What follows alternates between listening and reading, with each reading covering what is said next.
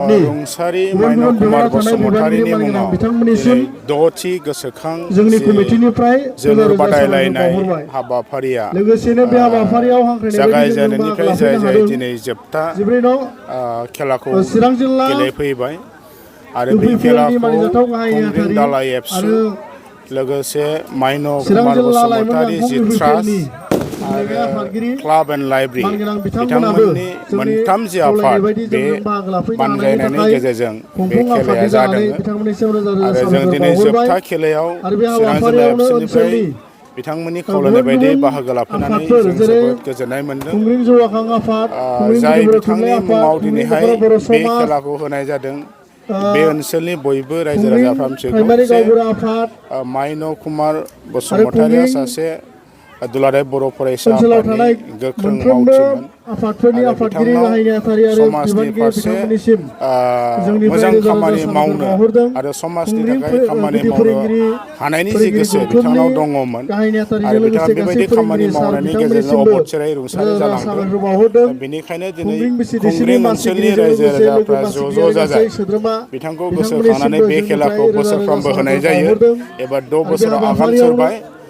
दा क्लाबफोरनि गेजेराव जिहेतु खेलाया जादों जों नुफैदों दिनैनि जोबथा फाइनाल खेलायाव जिबायदि गेलेगिरिफोरनि गेलेनाय बे जोबोद माने बाख्नायथाव आरो जोबोद नायथाव बयबो गोजोननाय मोनदों। डिसिप्लिननि गेजेरजों मोजाङै गेलेनानै गेलेगिरि बिथांमोना गाव गावनि रोंगौथि बेखौ देखायदों आरो जों बेखौनो एबसुनिफ्राय खावलायदों जे गुबुन गुबुन जायगायाव क्लाबफोरनि गेजेराव बायदिसिना गामिनि गेजेराव बायदिसिना बेबायदि खेलाफ्रा स्पेसियलि जोंनि फुटबल खेलाया सोलिबाय थानाय जादों गोबां जायगायावनो।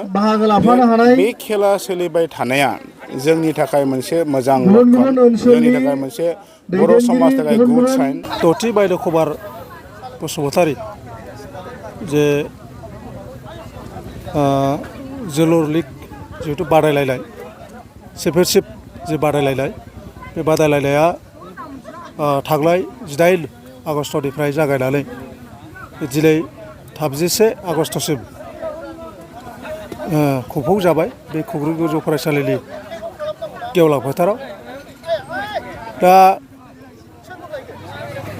बे माइनाव कुमार बसुमतारी जे जोलुर लीग बादायलायनाय बे बादायलायनायखौ जोङो मोनथाम आफाद जेरैहाय खुंग्रिं दालाइसा दुलाराय बर' फरायसा आफाद, माइनाव कुमार बसुमतारी ट्रास्ट आरो खुंग्रिं सिखोना स्पर्टिं क्लाब मोनथाम आफादजों जोङो बे बादायलायनाय जोलुर बादायलायनाय हाबाफारिखौ जोङो खुंफुंनाय जादों।